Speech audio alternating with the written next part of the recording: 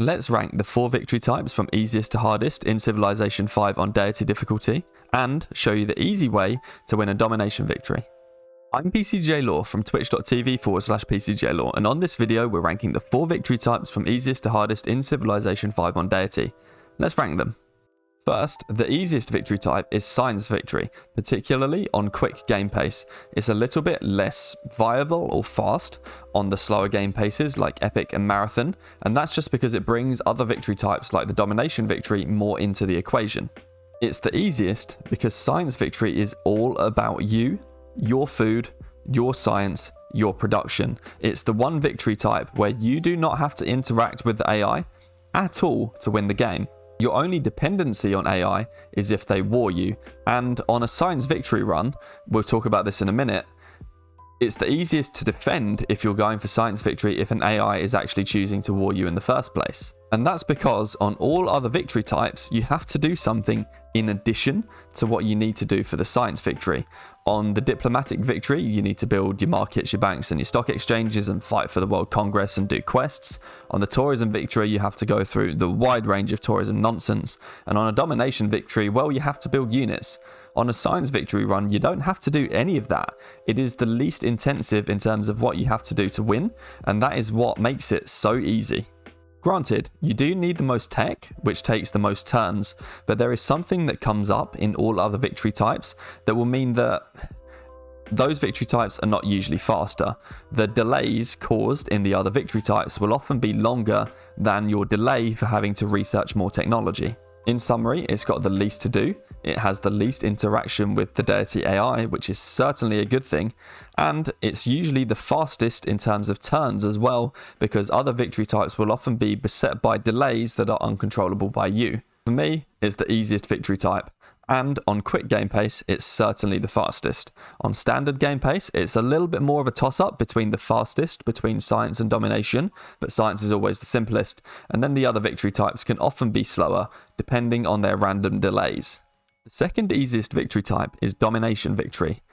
It's actually faster than science on slower game paces, so think epic or marathon game pace, and it can sometimes be, but is not always easier than science. Domination has actually become my bailout or rescue victory, and it's the only victory type that's left if your science game goes completely wrong.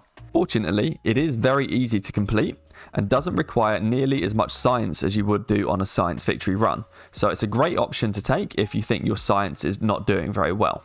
The reason is because of the victory conditions. You must own all original capitals, so on an 8 civilization game, you actually only need 8 cities. Now, there's the hard way to get those 8 cities, or there's the easy way that I promised I would show you at the start of the video. To understand the easy way, you need to first understand the hard way to do it.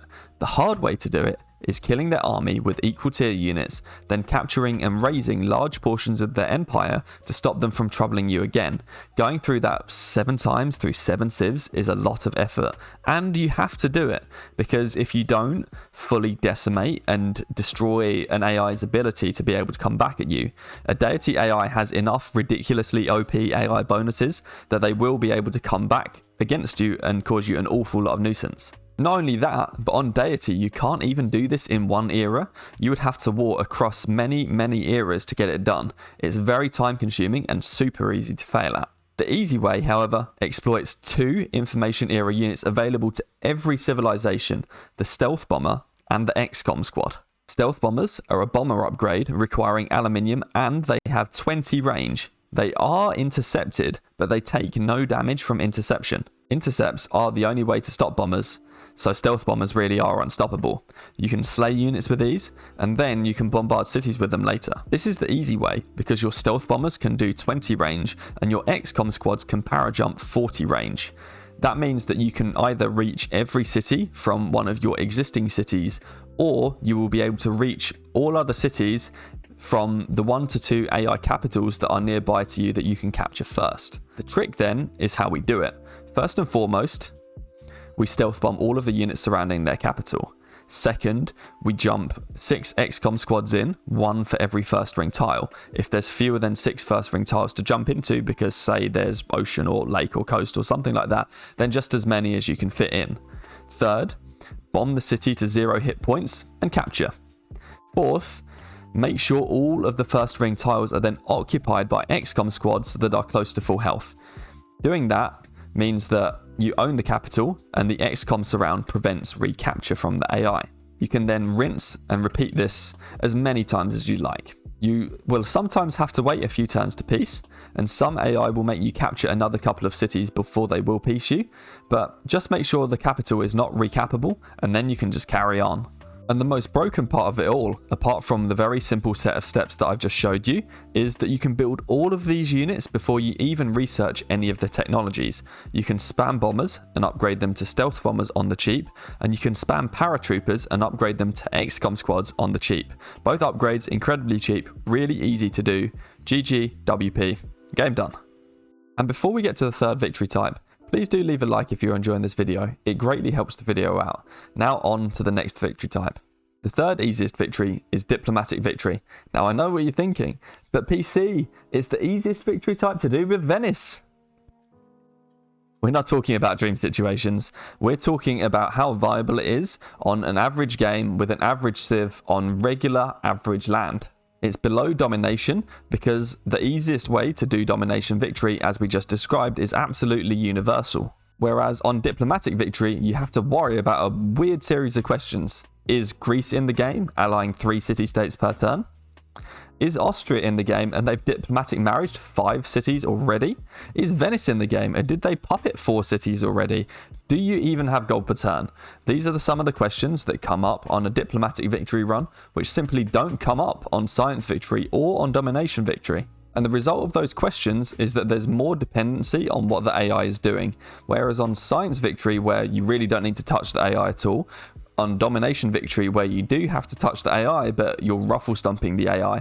On diplomatic victory, you're just at the mercy of Greece with like 1,300 gold per turn, or you're at the mercy of whether or not you've had other civs in the game. There's just more interaction with AI, and the more times you have to interact with the Deity AI, the more likely your victory attempt run is to go wrong. And then it also has something which you're not necessarily guaranteed. In the science victory, you'll always have reasonable science as long as you settle some cities. On a domination victory, you can always build the units you need. On a diplomatic victory, you can't always have 250 gold per turn for 40 turns, which might be as much as you need to buy out all of the remaining city-states.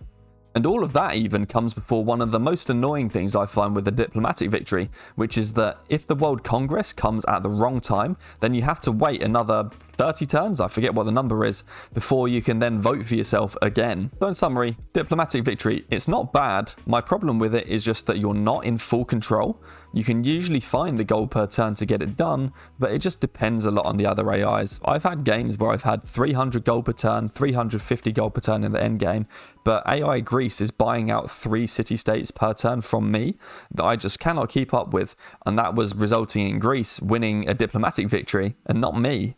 And that's why I talk about the dependency with the AIs and how even unless you're the most pro timer of science, you might even randomly end up having to wait another World Congress cycle just so that you can vote for yourself. As easy as it is, and as straightforward as it is, there is a lot more that can randomly go wrong with diplomatic victory, I find, whereas there's an awful lot of consistency with science and domination victories. And that's why, for me, it's third.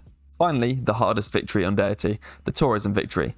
Not only does it have the most confusing mechanic, which is to accumulate more adjusted tourism over each AI than the culture that they have individually produced, but the strategy depends entirely on world wonders, which, as we know, the Deity AI loves to spam. If you don't get enough world wonders, you won't have enough slots for your great works of writing, art and music, and you won't be able to win. Deity AI will regularly build world wonders before you even have the tech, and when you do have the tech, each world wonder takes up 5 to 10% of a whole game's worth of production, and an AI can easily snipe that world wonder in front of you. And that's before you need to build a whole bunch of useless buildings that you otherwise would not have bothered with or built much later on a different victory type.